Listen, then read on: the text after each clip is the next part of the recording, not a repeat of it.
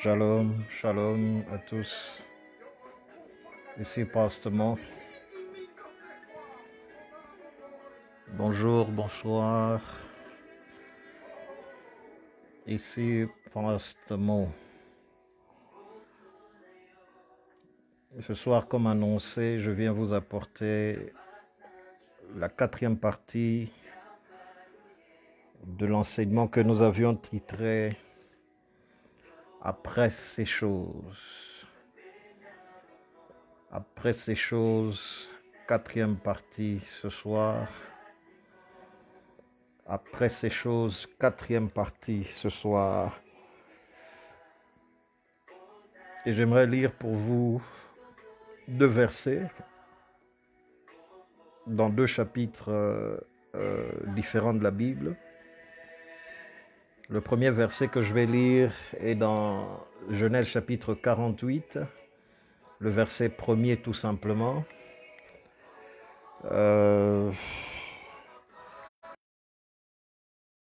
Lisez le chapitre 48 tout entier et le chapitre 49.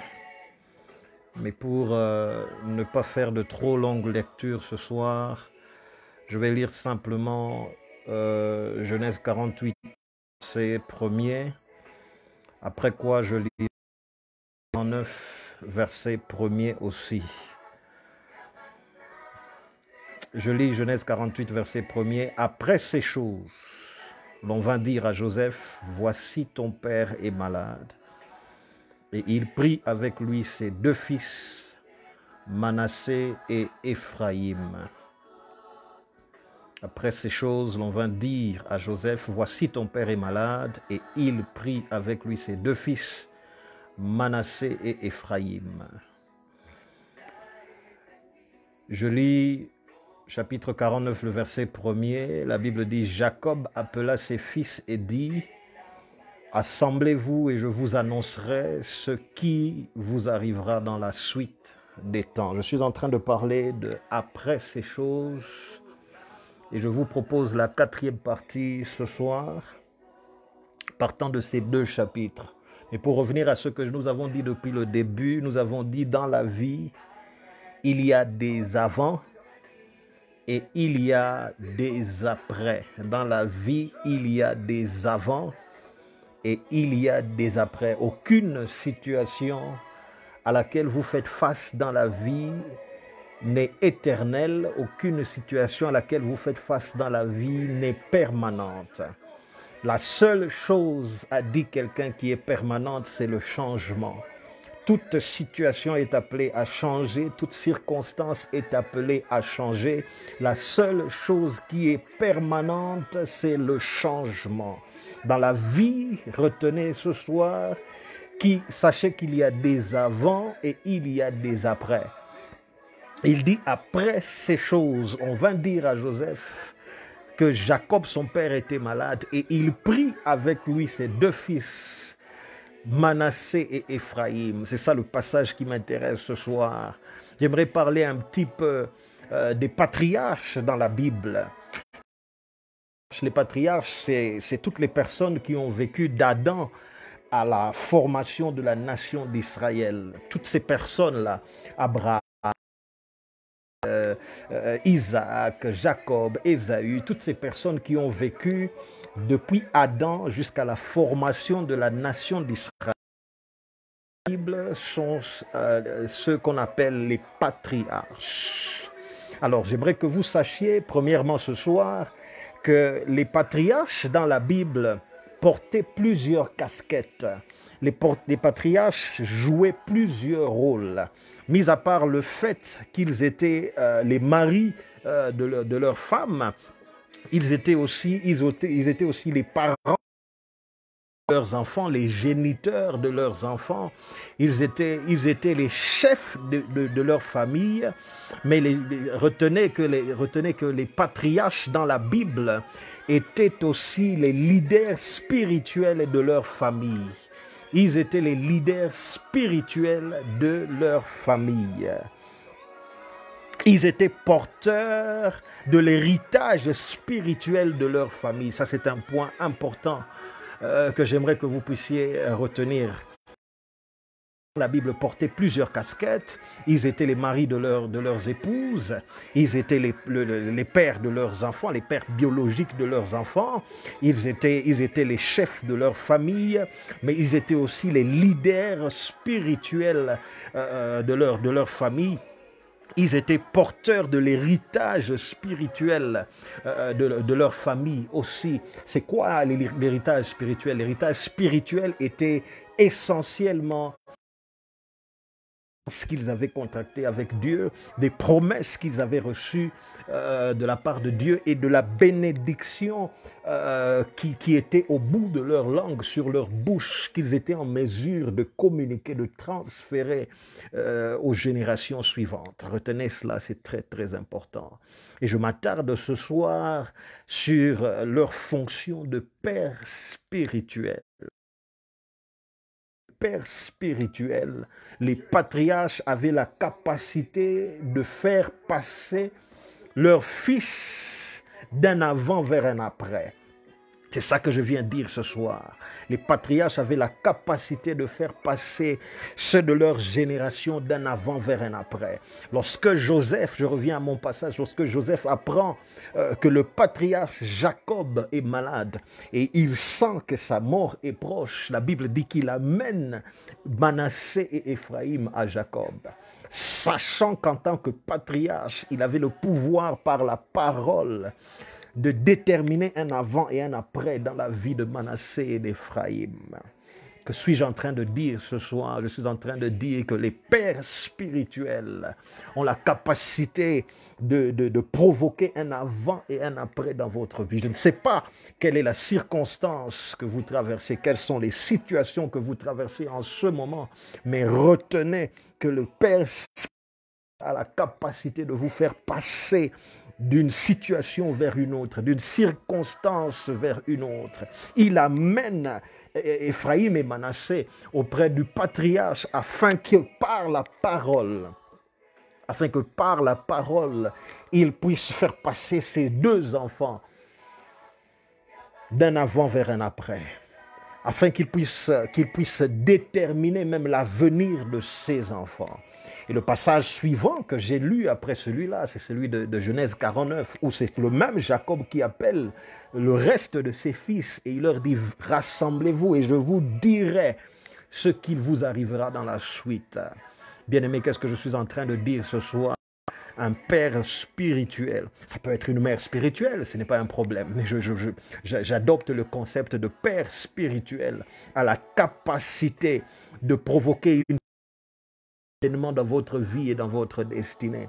Il a la capacité par la parole qui sort de sa bouche, par la déclaration qui sort de sa bouche, par la prière qui sort de sa bouche, de provoquer une succession d'événements dans votre vie. Lorsque vous lisez la suite des chapitres 48 et 49, vous pourrez voir déjà dans la vie de Manassé et d'Éphraïm que par la parole, que par sa parole, Jacob provoque certains événements dans la vie d'Éphraïm et de Manassé. Il provoque une succession d'événements qui devaient se produire dans leur vie par la parole. Les pères spirituels ont cette capacité.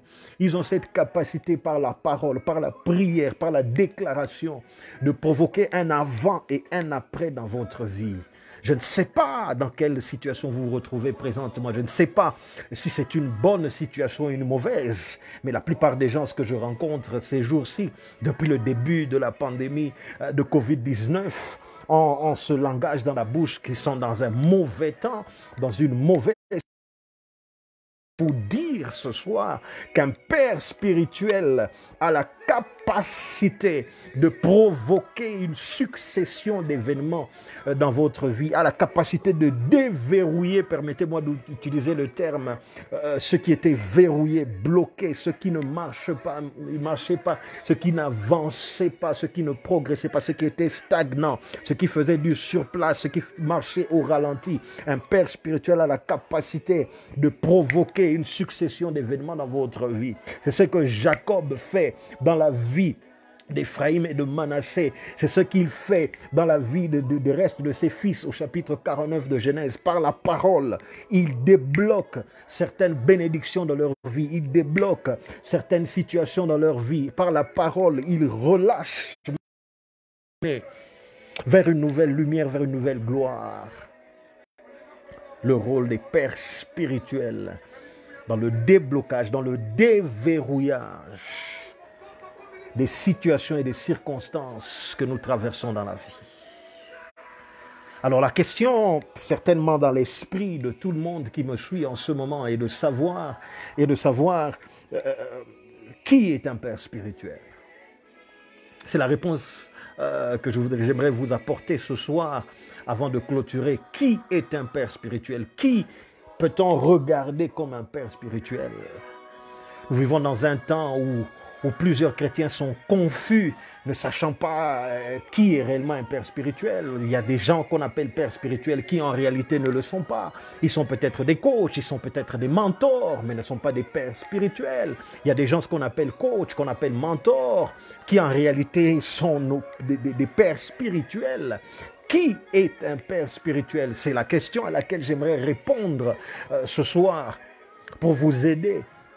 Parce que je vous dis ce soir que dans la bouche d'un père spirituel, il y a une clé qui peut déverrouiller des situations verrouillées dans votre vie. Dans la bouche d'un père spirituel, il y a une parole qui peut débloquer une situation qui est bloquée dans votre vie. Dans la bouche d'un père spirituel, il y a une bénédiction qui peut venir changer le cours de votre vie et de votre destinée. J'en ai la preuve avec Jacob. Sa parole sur Éphraïm et Manassé, encore une fois, sa parole sur les 12 tribus, les 12 fils, était venue pour les lancer vers une nouvelle destinée. Qui est un père spirituel? Premièrement, comme cela est le cas dans le naturel, un père spirituel est celui qui vous donne naissance dans le spirituel. Ça, c'est la réponse la plus simple que je puisse vous donner. Un père spirituel, comme dans le naturel, est celui qui vous donne naissance, celui qui vous amène à naître spirituellement. En d'autres termes, dans des termes plus simples, dans des termes usuels de l'Église, on dira, c'est celui qui vous amène à Christ. Celui-là est un père spirituel. Celui qui vous donne naissance dans le spirituel est un père spirituel. Celui qui vous amène dans la foi chrétienne. Celui qui vous amène à Christ, si on peut se permettre de le dire ce soir. Lorsque vous lisez 1 Corinthiens chapitre 4, le verset 15 au verset 17, la Bible dit « Car quand vous auriez 10 000 maîtres en Christ, vous n'avez cependant pas plusieurs pères, puisque c'est moi qui vous ai engendré en Christ. » Un père spirituel est celui qui vous a engendré en Christ, qui vous a donné naissance à Christ, qui a facilité, celui qui a été la sage-femme, celui qui a été la sage-femme qui vous a fait naître en Christ, qui vous a amené dans le monde de la chrétienté, le monde spirituel. Premièrement, c'est ça un père spirituel, celui qui vous a engendré en Christ, celui qui vous a donné naissance à Christ. Deuxièmement, qui est un père spirituel? Le père spirituel, c'est celui dont vous avez hérité les traits de caractère et l'identité. Celui dont vous avez hérité le caractère et l'identité. Écoutez, chacun d'entre nous ressemble à quelqu'un, dans le physique comme dans le spirituel. De même que dans le physique, on peut voir en vous des traits de votre père, des traits de votre mère. Quelque part, vous avez peut-être le nez de votre père, vous avez la tête de votre mère, vous avez le teint de votre père, vous avez les mains de votre mère, et que sais-je encore. Je dis, dans le spirituel, c'est pareil. Un père spirituel est celui dont vous avez hérité les traits. Lorsque vous vous regardez, de qui voyez-vous les traits en vous? Quelle est la personne dont vous pouvez voir les traits spirituels en vous? Celui-là est un père spirituel. Ce n'est pas un coach, ce n'est pas un mentor, c'est votre père. On ne ressemble pas au coach. Peu importe, même si vous avez le meilleur coach au monde, vous n'arriverez jamais à lui ressembler. Vous n'aurez pas ses traits. Vous aurez ses leçons en vous, mais vous n'aurez pas ses traits. Je ne sais pas si quelqu'un est en train de faire la différence dans ce que je suis en train de dire. Vous aurez ces leçons en vous, mais vous n'aurez pas ces traits. Un père spirituel est celui dont on reflète les traits. Quand vous vous regardez spirituellement, quand vous regardez votre image, votre photo spirituelle, à qui ressemblez-vous? De qui avez-vous les traits? De qui avez-vous les traits de ressemblance? Celui-là à qui vous ressemblez spirituellement, c'est lui votre père spirituel. Et je répète, ce n'est pas un coach. Ce n'est pas un coach, ce n'est pas un mentor. On garde les leçons du mentor en nous, mais on ne garde pas les traits du mentor en nous. Que Dieu vous donne la compréhension. Que Dieu vous donne la compréhension. Troisièmement, c'est qui un père spirituel? Un père spirituel est celui qui vous enseigne la voix de Dieu, la parole de Dieu.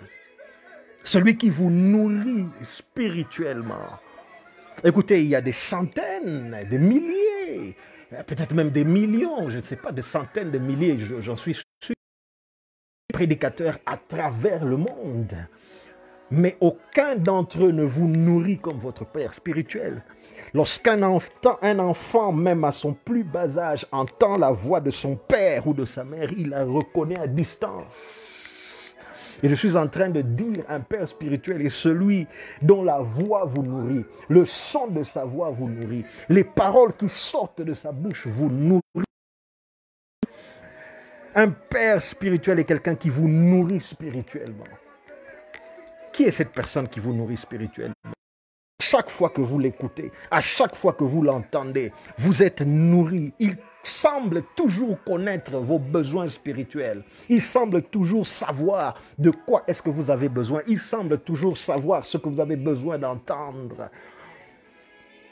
Quelqu'un de la rue ne sait pas nécessairement si vous avez déjeuné le matin ou si vous n'avez pas déjeuné, si l'enfant a eu le biberon le matin ou s'il n'a pas eu le biberon, si on lui a donné le sein ou si on ne lui a pas donné. Mais le père, la mère sait que cet enfant n'a pris que le biberon. C'est l'heure maintenant de la compote. Qui est celui qui vous nourrit spirituellement? Qui est celui qui vous enseigne les voies de Dieu? Qui est celui qui vous a élevé spirituellement? Écoutez, j'aimerais faire cette parenthèse ici. Parfois, la personne qui vous a donné naissance en Christ n'a pas la capacité ou le temps de vous élever en Christ, de vous éduquer spirituellement. Et c'est quelqu'un d'autre qui s'en charge. Celui qui vous élève spirituellement, celui qui vous éduque spirituellement, qui vous enseigne l'ABCD de la foi chrétienne, celui qui vous façonne dans votre foi chrétienne, c'est lui votre père spirituel. C'est lui votre père spirituel. C'est lui votre père spirituel. Un père spirituel est quelqu'un qui nous enseigne, qui nous nourrit, qui nous élève, qui nous procure tout ce qui est nécessaire à notre croissance et à notre développement. Tout ce qui est nécessaire à notre formation. Celui qui vous supporte même dans les choses de Dieu, dans les affaires de Dieu. Celui qui vous supporte, celui qui est là pour vous, celui qui est là pour vous motiver, vous pousser dans votre croissance en Dieu, dans votre marche avec le Seigneur. Qui est cette personne qui a toujours été là? Peu importe le nombre de fois où vous avez trébuché, le nombre de fois où vous êtes tombé, le nombre de fois où vous avez raté la marque, qui a toujours été là pour vous encourager, vous motiver, vous pousser à vous relever. Lorsqu'un enfant apprend à marcher, son père est là, ses parents spirituels sont là, ses parents sont là, ils le voient tomber, se relever, ils sont là pour l'encourager, lui dire ne te fatigue pas, ne te lasse pas, ne te décourage pas. Qui est celui qui vous a à vous tenir debout dans votre foi chrétienne? C'est lui un père spirituel. C'est lui un père spirituel. Dans le passage que j'étais en train de lire de 1 Corinthiens chapitre 4 versets 15 à 17, la Bible dit « Car quand vous auriez 10 000 maîtres en Christ, vous n'avez cependant pas plusieurs pères, puisque c'est moi qui vous ai engendré en Jésus-Christ par l'Évangile. » Verset 16, « Je vous en conjure donc, soyez mes imitateurs. » Au verset 17, il dit quelque chose d'intéressant. « Pour cela, je vous ai envoyé Timothée, qui est mon enfant bien-aimé et fidèle dans le Seigneur. » Écoutez, lorsque vous lisez un petit peu l'histoire de la Bible, vous allez apprendre que Paul, en réalité, ne fait la rencontre de Timothée que plusieurs son ministère. Timothée était déjà chrétien. dans la ville de Lystre, où Paul est allé prêcher l'évangile quelque temps plus tard dans l'un de ses voyages missionnaires. Timothée était à moitié juif, sa maman était juive, son père était un gentil, et il avait connu la foi chrétienne là à Lystre. Et lorsque Paul est venu à Lystre pour prêcher l'évangile, à Lystre, souvenez-vous, c'est là où Paul a guéri un homme perclus des pieds depuis sa naissance, Actes des Apôtres chapitre 14. C'est pas trop ça mon histoire ce soir, c'est pas trop ça qui m'intéresse ce soir, mais c'est là que Paul avait guéri cet homme perclus des pieds, et c'est là que Paul fait la connaissance de Timothée. En réalité, ce n'est pas Paul qui a amené Timothée à Christ, il ne l'a pas engendré dans la foi chrétienne. Cependant, c'est Paul qui a élevé Timothée dans la foi chrétienne. C'est Paul qui a éduqué Timothée dans la foi chrétienne. C'est lui qui lui a enseigné les rudiments de la foi chrétienne. C'est lui qui a fait de lui un serviteur, un homme de Dieu. C'est ça que je suis en train de dire. Parfois, votre père spirituel, ce n'est pas la personne qui vous a amené à Jésus, mais c'est la personne qui, entre les mains duquel Dieu vous a façonné dans votre foi chrétienne. Dieu vous a donné une forme dans la foi chrétienne. Dieu vous a éduqué, élevé dans votre foi chrétienne. Comme c'était le cas pour Paul et Timothée. Lorsque vous lisez 2 Timothée chapitre 2, plutôt 2 Timothée chapitre 1 verset 2, Paul est encore en train de parler à Timothée, il lui dit « Timothée, mon enfant ». Encore une fois, ce n'est pas lui qui l'a amené à Christ. Il a trouvé déjà chrétien, mais c'est lui qui l'a façonné dans la foi chrétienne. C'est lui qui lui a enseigné les rudiments de la foi chrétienne. C'est lui qui a donné sa forme spirituelle à Timothée. C'est ça un père spirituel. Quatrièmement, qui est un père spirituel? Un père spirituel est celui qui vous corrige, vous discipline dans la foi chrétienne. Un vrai père spirituel n'a pas peur de vous faire des reproches lorsque vous commettez des gaffes, lorsque vous commettez des erreurs. Celui qui a peur de vous faire des reproches n'est pas un père pour vous. Celui qui a peur de crier sur vous, de vous gronder, de vous réprimander, de vous corriger, spirituel, lorsque vous égarez de la voie, n'est pas un père spirituel pour vous. Un père spirituel n'a pas peur de vous faire la leçon, il n'a pas peur de vous corriger lorsqu'il estime que vous avez déconné, lorsqu'il estime que vous vous êtes trompé, lorsqu'il estime que vous avez fait quelque chose de pas correct, lorsqu'il estime que vous avez besoin de correction, tout simplement, il n'a pas peur de vous corriger. C'est ça un père spirituel. Qui vous corrige, qui est celui qui vous réprimande, qui est celui qui vous ramène sur la voie. Proverbe chapitre 12, la Bible dit « Car l'Éternel châtie celui qui l'aime, comme un père l'enfant qu'il chérit. » Un père châtie l'enfant qu'il chérit. En d'autres termes, un père châtie. Qui est un père spirituel? Celui qui vous châtie. Parce qu'il vous aime, pas pour vous détruire, pas pour détruire votre morale, votre homme intérieur, pas pour vous briser. Un père spirituel n'est pas là pour vous briser. Un père spirituel n'est pas là pour vous faire honte, mais il est là pour vous châtier parce qu'il vous aime, parce qu'il veut voir le meilleur sortir de vous. Qui est cette personne qui veut tellement voir le meilleur sortir de vous, qui n'a pas froid aux yeux de vous corriger, de vous réprimander? C'est celui-là qui est un père spirituel. C'est celui-là qui est un père spirituel. C'est celui-là qui est un père spirituel. Dans Proverbe chapitre 29, au verset 17, la Bible dit « Châtie ton fils et il te donnera du repos. Il procurera des délices à ton âme. Châtie ton fils. » Un père spirituel châtie ses fils. Qui est celui qui vous châtie? C'est lui un père spirituel. Cinquièmement, qui est un père spirituel? Je suis en train d'aller rapidement. Mon temps est en train de s'épuiser. Je vais rapidement maintenant. Qui est un père spirituel? Un père spirituel est celui qui est une couverture pour vous. Celui sous la couverture duquel vous vous retrouvez. La couverture spirituelle, bien entendu. Celui sous la couverture duquel vous vous retrouvez est un père spirituel. Qui est votre couverture spirituelle? Ne me dites pas, moi je suis Melchisedec, je n'ai ni père ni mère, je n'ai pas de généalogie. Non, cela est très dangereux dans la foi chrétienne de ne pas avoir de couverture. Vous devez avoir une couverture. Vous devez avoir quelqu'un qui vous couvre, vous devez avoir quelqu'un qui est au-dessus de vous. Un homme sans référence ne peut pas devenir une référence. Un homme sans référence est un danger pour les personnes qu'il dirige. Qui est votre couverture? La Bible dit dans Hébreux 13, au verset 17, obéissez à vos conducteurs et eux pourraient de la déférence car ils veillent sur vos âmes. Un père spirituel est quelqu'un qui veille sur vos âmes. Et c'est quelqu'un qui peut aller au combat pour arracher votre âme des pièges de l'ennemi. Lorsque vous êtes dans le trouble, qui est celui qui se bat pour vous? Qui est celui qui se bat dans la prière, dans le jeûne pour vous? Qui est celui qui court à votre rescousse lorsque vous êtes dans le trouble? C'est lui qui est un père spirituel. La Bible dit, il veille sur vos âmes. Il veille sur vos âmes.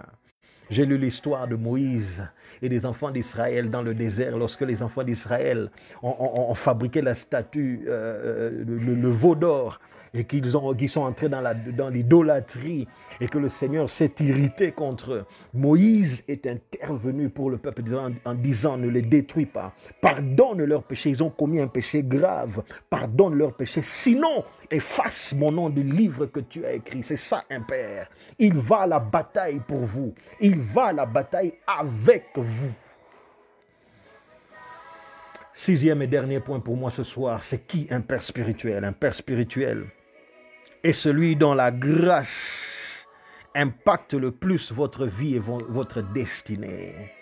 Celui dont les paroles et les prières sur votre vie sont toujours honorées par Dieu. Qui est celui qui, lorsqu'il parle sur vous, Dieu l'accomplit? Qui est celui lorsqu'il prie pour vous, Dieu exauce? Qui est celui qui, lorsqu'il invoque Dieu en votre faveur, Dieu répond favorablement? Qui est celui qui peut changer la pensée? C'est lui un père spirituel. La personne dont la grâce a le plus d'impact et d'effet sur votre vie et votre destinée, c'est lui, le père spirituel. Ses paroles et ses prières sur votre vie, Dieu les honore, Dieu les exauce. Il y a des gens comme ça, lorsqu'ils prient pour vous, vous savez que si lui prie pour moi, Dieu va exaucer. Celui-là est votre Père. Votre Père. J'ai lu dans Genèse chapitre 27, je n'ai pas le temps d'aller là-bas maintenant, Genèse 27, 11 à 12, et puis le verset 33, Genèse 27, 11 à 12, et puis 33, l'histoire de Jacob, et la manière dont il a volé la bénédiction de son frère Ésaü. C'est pas trop ça qui m'intéresse ce soir, mais lorsque Rebecca, lorsque Rebecca dit à Jacob d'aller prendre un cheveu, et qu'il aille le présenter à Isaac, Jacob dit quelque chose. Il découvre que c'est une fraude, que c'est une ruse, que ce n'est pas moi Ésaü. Au lieu que la bénédiction vienne sur moi, c'est la malédiction qui viendra sur moi. Jacob reconnaît que son père a la capacité, lorsqu'il a prononcé une malédiction sur lui, que cela s'attache à lui. Et s'il prononce une bénédiction, que la bénédiction s'attache à lui, il reconnaît cela à Isaac. Parce que c'est son père. Il dit, s'il me bénit, je serai béni. S'il me maudit, je serai maudit. Il dit, je crains parce que si j'arrive là et qu'il décide de me maudire, c'est la malédiction qui viendra sur moi. Je ne pourrai pas y échapper. Qui est celui dont les paroles prononcées sur votre vie, Dieu les honore? Celui dont les prières faites à votre Dieu les exauce toujours. Celui-là est un père. C'est un père spirituel. Celui-là est un père spirituel. Au verset 33, après que Isaac avait déjà béni Jacob, lorsque Ésaü vient et commence à réclamer une bénédiction, Isaac lui dit, je l'ai béni, aussi sera-t-il béni. C'est-à-dire, en tant que père, maintenant que j'ai parlé, Dieu n'a d'autre choix que d'honorer ma parole. Qui est celui dont Dieu honore la parole à chaque fois qu'il parle sur votre vie et votre destinée? Celui-là est un père spirituel. Bien-aimé, c'est là que je m'arrête ce soir. De quoi est-ce que je suis en train de parler? Je dis après ces choses. Quatrième partie, et je parle ce soir des pères spirituels en disant qu'un père spirituelle, a la capacité de provoquer une succession d'événements dans votre vie. Par sa prière, par sa parole, par sa déclaration. Il peut créer une succession d'événements, vous faire passer d'une situation vers une autre, d'une condition vers une autre. Que le Seigneur vous bénisse, que le Seigneur vous bénisse. C'est là que je m'arrête pour ce soir. Je vous encourage à partager ce message. À quelqu'un, ça ne vous prendra que 2 secondes. Partagez ce message, réécoutez-le si vous en avez besoin, ça vous fera du bien. Merci d'avoir été en ligne avec moi ce soir. Prophète Yannick Amos, que Dieu te bénisse. Merci d'avoir été en ligne. Berger Didier, que Dieu te bénisse. Merci d'avoir été en ligne ce soir. Jean-Claude, que Dieu te bénisse. Bara, que Dieu te bénisse. Merci d'avoir été en ligne ce soir. Calo, que Dieu te bénisse. Merci d'avoir été en ligne. Pasteur Didier, que Dieu vous bénisse. Merci d'avoir été en ligne. Maïs, que Dieu te bénisse. Merci d'avoir été en ligne ce soir. Merci à vous tous qui m'avez suivi. Je vous donne rendez-vous prochainement. Que le Seigneur vous bénisse, que le Seigneur vous garde, que le Seigneur vous soit favorable dans le nom puissant et glorieux de Jésus. Pastor John, Pastor Essengo. May God bless you, sir. God bless you.